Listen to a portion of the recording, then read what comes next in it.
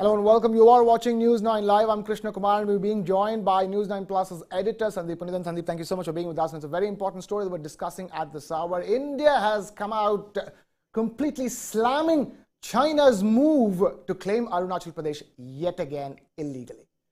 In response to the renaming of places in Arunachal Pradesh by China. Bear in mind, China has renamed 11 places in Arunachal Pradesh and has even referred to it as southern Tibet. Now, the External Affairs of India's ministry's spokesperson, Arindam Bakshi, has said that, and I quote him over here, "We have seen such reports. This is not the first time China has made such an attempt. We reject this outright." Arunachal Pradesh has been and will always be an integral and inalienable part of India. Attempts to assign invented names will not alter this reality. That's according to the Ministry of External Affairs. And in this latest attempt to lay claims over India's territory, China's Ministry of Civil Affairs has standardized the names of 11 places in Arunachal Pradesh, which it referred to as Zangdang, the southern part of Tibet. Sandeep, again, nothing is new over here. This just goes to show that China is refusing to come to the table to have a fair discussion when it does things like this before that. Absolutely. And this is part of Chinese acupressure. They've been doing it for the last decade or so, and they've been ratcheting up the pressure every time there's a big event like the Bhutanese King's visit to New Delhi, and that's the time that they chose to announce these new, the renaming of these places in Arunachal Pradesh. Now, we should bear in mind that while China claims only parts of Ladakh, and of course it holds all of Aksai Chin, it claims all of Arunachal Pradesh as southern Tibet. Now that's very important because they're claiming an entire Indian state, a part of the 28 states of India. One of those states is being claimed in its entirety as by China as southern Tibet. So this is cause for concern. But you know, if you look at the Chinese behavior over the last decade or so, it's not surprising at all. It's just part of the same Chinese acupressure. Exactly. Let's now take this across to Suhasini Haider, Editor Diplomatic Affairs of The Hindu, who also joins us there. Suhasini, thank you so much for taking time out to be with us here on News 9 Live. Talk to us. Nothing new about this Chinese acupressure tactics. Well, certainly, Krishna, I would say that this is part of what China does, not just with the Indian boundary, but also with places like the South China Sea, islands over there as well, where essentially this is just part of a three-pronged tactic. You name places in disputed areas or in under somebody else's control as with Chinese names, give them Chinese names, Mandarin names, Tibetan names, Pinyin names with latitudes and longitudes, and put it out there in black and white. The next step is really part of Xi Jinping's own announcement in 2013 that every inch of Chinese territory will be reclaimed. And we have seen how the Chinese troops have amassed along the line of actual control with Ladakh. We've seen transgressions across the line of actual control, even in Arunachal as recently as December. And it is part of that entire process of trying to lay claim, where we also see in certain parts of disputed territories Chinese villages being built, border villages being built, because also in China's new national strategic doctrine, there is a clause that any area where Chinese citizens live is also to be claimed. So as I said, it's part of a three-pronged strategy. It's certainly something to worry about, even if China has done it before. Remember, the previous two times happened in 2017, when China did a similar announcement of 15 places in Arunachal. In 2021 December, there were 5 more places. Now we're looking at 11 places. And remember, one of them is as south as Arunachal's capital of Itanagar. So they're not even making the pretense that these are areas under Chinese control. They're just renaming them with Chinese names. What is surprising is that the Ministry of External Affairs took 2 whole days to respond to this. We reported it yesterday, but the MEA did not have a response. Today, its response is basically what it said the last time, which is that Arunachal Pradesh is a part of Indian territory, inalienable and integral, and changing names is not going to change the reality. So I think there is cause to be concerned, even though China has done this before, because it looks like there is a kind of progression here. Right. So, and also the timing is interesting. It's come at a time when the Bhutanese king is on his official visit, state visit to India. Well, certainly, and one can wonder about the timing because nobody really knows why China does what it does a lot of the times. There is the Bhutanese king in Delhi, and of course, he is meeting with the Prime Minister Narendra Modi as we speak. He's going to have a lunch with him as well. And obviously, while they are discussing bilateral issues, Bhutan's development plans, there is going to be the overhang of the China-Bhutan boundary talks that seem to have made a lot of progress in the last few months, particularly. And we heard from the Bhutanese Prime Minister last week saying that in an interview that the demarcation of the northern boundaries of Bhutan, or what is called the central dispute of two valleys there, could be completed within 1 or 2 meetings. Now, of course, of particular concern to India is one on the Doklam Plateau, Dokola, the Doklam Tri-Junction as well. These are all areas that India is very sensitive about.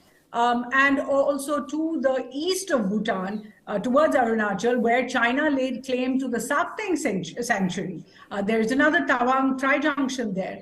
These are both of immense importance to India, and certainly if there is to be a deal between Bhutan and China on the boundary, India will be watching these very closely. But there are other parts to the timing as well. Remember, just a few weeks ago, India held a G20 meeting. It wasn't a very senior level meeting. It was officials, a preliminary meeting for the G20 in Arunachal Pradesh.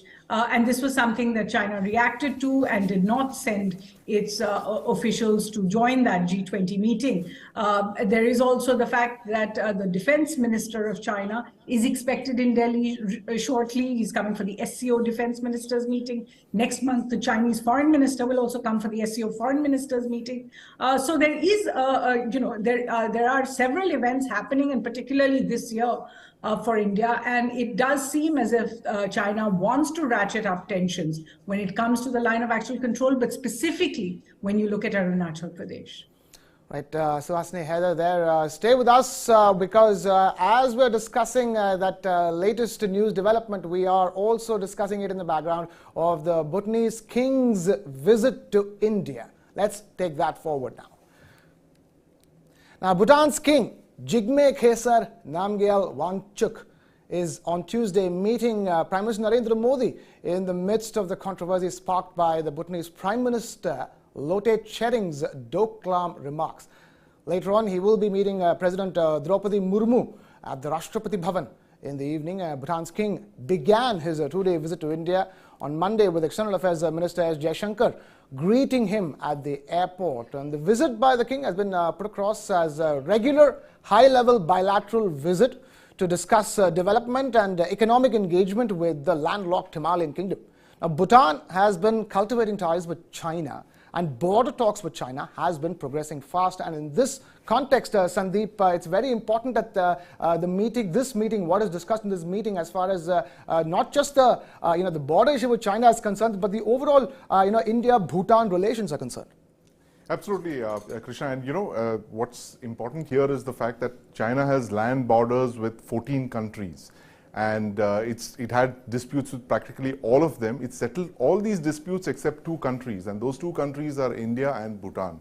So in a sense, it's this tri-junction of countries, that's India, China and Bhutan. They have to kind of resolve their boundary disputes. And the area of concern here for India in the Bhutanese China-Bhutan border dispute is the Siliguri corridor, and that is a very narrow strip of land, which, as you know, if you look on the map, you can see the chicken neck. The chicken's neck, the chicken's neck that connects India with northeastern India, and that is an area that any strategist you speak to, they will immediately point their fingers at that and say, look, this is the area that we have to be most worried about, because there is the Chumbi Valley in between India, Bhutan, and where China has kind of moved into, which actually points towards the chicken's neck. So there is every worry on our side that if the Chinese come in, as they did in Doklam, that they could come very close to the chicken's neck, and if in case of a conflict, a border conflict of the kind we saw in '62,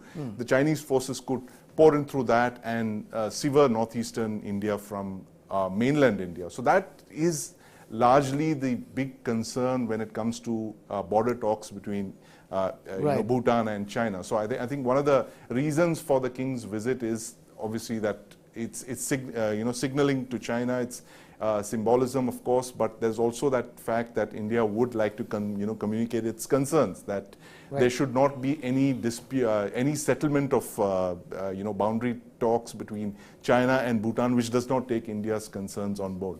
Right.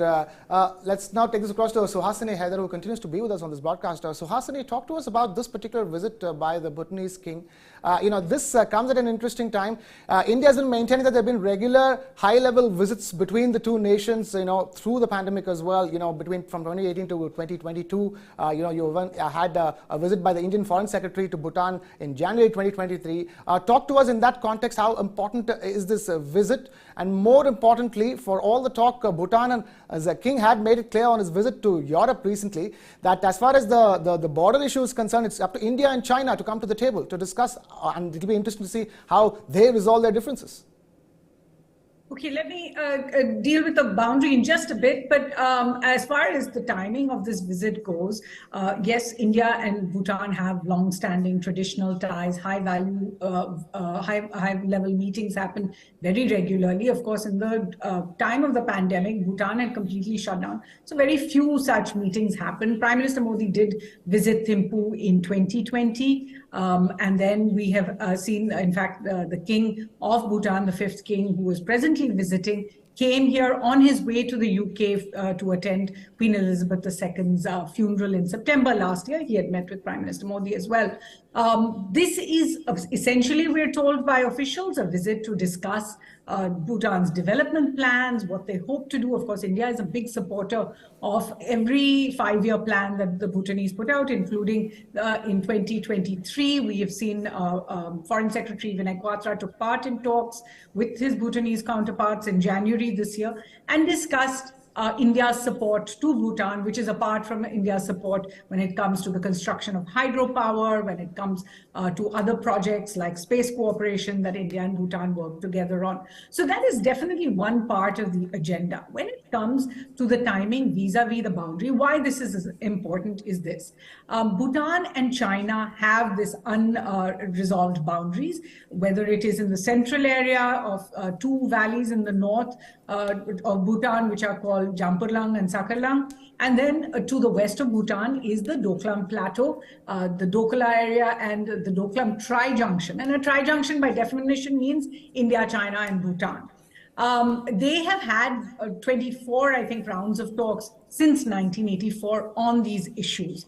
At some point, Bhutan was offered what was called a package deal, a swap deal with China, where China spoke about giving up its claims on the territory to Bhutan's north in return for the territory to Bhutan's west. So what Sandeep was talking about, that is of real concern to India, particularly after 2017, when there was that standoff between India and China. India's sensitivities on that region are much, much more, particularly given its access to what Sandeep referred to also as the chicken's neck area over there. Now, just a week ago, we heard from the Prime Minister of Bhutan in an interview to a Belgian newspaper while he was visiting Europe. And he said 2 or 3 important things. One, he said that, as I said, that the demarcation of lines to the north could probably be completed within the next 1 or 2 meetings. He said that a Bhutanese team had gone to China. And in fact, remember, Bhutan's officials went to China even in the middle of the biggest lockdown in China. They were in Kunming.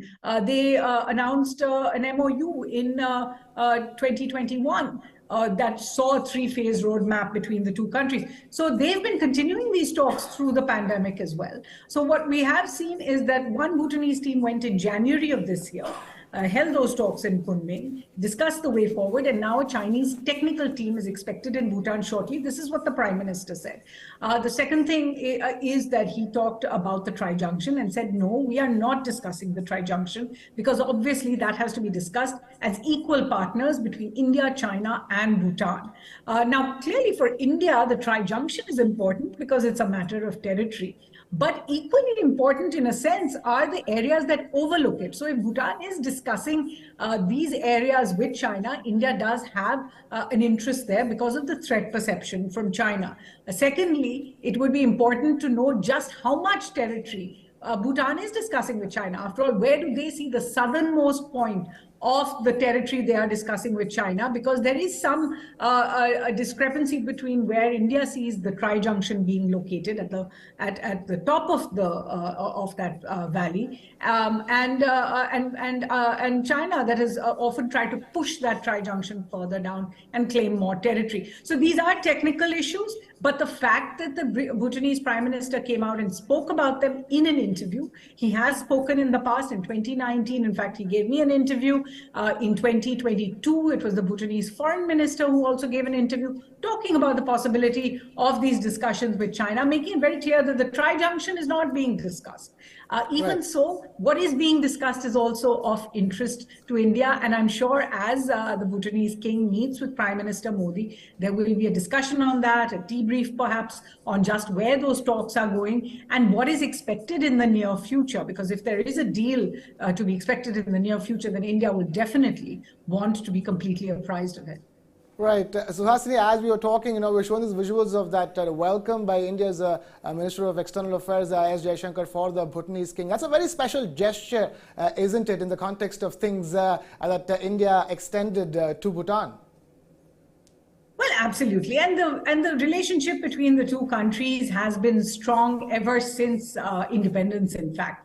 And the Bhutanese king has come on several occasions to India as a state visitor, as a chief guest of Republic Day over the decades. Different kings have come to India. There's also been a special friendship treaty between them that was revised then in 2008 that really holds the two countries together. You do have open boundaries. You do have special waivers for Indian citizens when it comes to travel to Bhutan.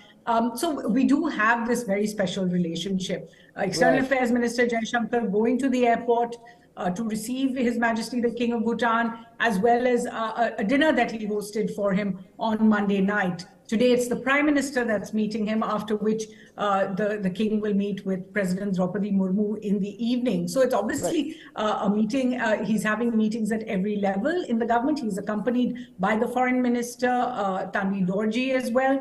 And he will be flying out tomorrow early morning. So within a short period of maybe 36 hours, he will have completed these discussions. And hopes to go back. I think the nature of these meetings, the fact that there are these high-level meetings without any necessarily other parts to the program, just shows how closely India and Bhutan always do work with each other, and how they do actually brief each other on events. And I think it will be important to see just how much is known about the China-Bhutan boundary talks as well after this visit. Right. Suhasini, stay with us. Let me just take the call to Sandeep Panidan, who continues to be with us in the studio. Sandeep, that relationship between India and Bhutan is because it's on many counts, from hydropower cooperation to digital infrastructure to space to the youth-centric scholarships. So many. It's an umbrella of cooperation that we have with Bhutan. Absolutely. We are not close to any country as we are to Bhutan. I mean, at one point, I mean, it was said that Bhutan was a protectorate of India, but I mean that's clearly out of fashion. But I mean, there's a lot that Bhutan can teach the world, Krishna. I mean, the gross especially when it comes to happiness. Happiness, exactly, gross national happiness. But here, I guess the specific point is on the boundary dispute with China, right? Yeah. The gross national happiness should make all parties happy, and I think that's the attempt here in New Delhi, that there shouldn't be any settlement between China and Bhutan that wouldn't keep Indian interests on board. And it's a very, they're going through a very fragile, thing, because let's not forget, they don't have full-fledged diplomatic relations with China. So it's interesting that these talks and negotiations are going on with China without them having full-fledged diplomatic ties with the People's Republic of China. Right. Suhasini, that's fascinating, isn't it? The fact that they don't have full-fledged diplomatic ties with China, and yet it's their ties with China that's progressing faster, seemingly, and India is sort of catching up with it. Well, Well, in a sense, China has definitely seen Bhutan as a sort of prize over the decades, has always tried to build ties with Bhutan. Remember, Bhutan does not actually have diplomatic ties with any of the P5 members, not with the US, not with Russia, and not with China. That's not likely to change for the foreseeable future. Bhutan does have diplomatic ties with at least 50 countries now, but there are very few countries that actually have embassies in Bhutan. It likes to keep itself, in that sense, isolated, except for this, as I said, very special relationship with India that has been built over decades. It's been built practically since India's independence, where it became very clear that Bhutan would be a special friend to India.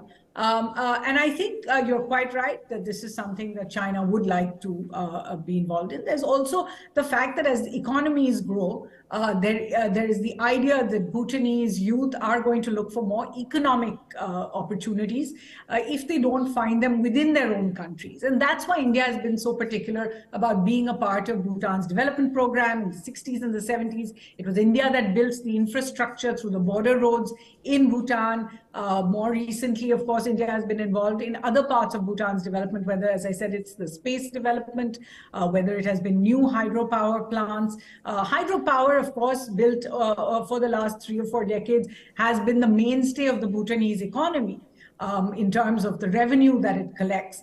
And it's also a renewable energy source. India's plans for an energy grid across South Asia also takes this into account. So I think these are all parts of a relationship that make it extremely different from perhaps relations between any other 2 neighbors, particularly when one is so small and one is so much larger.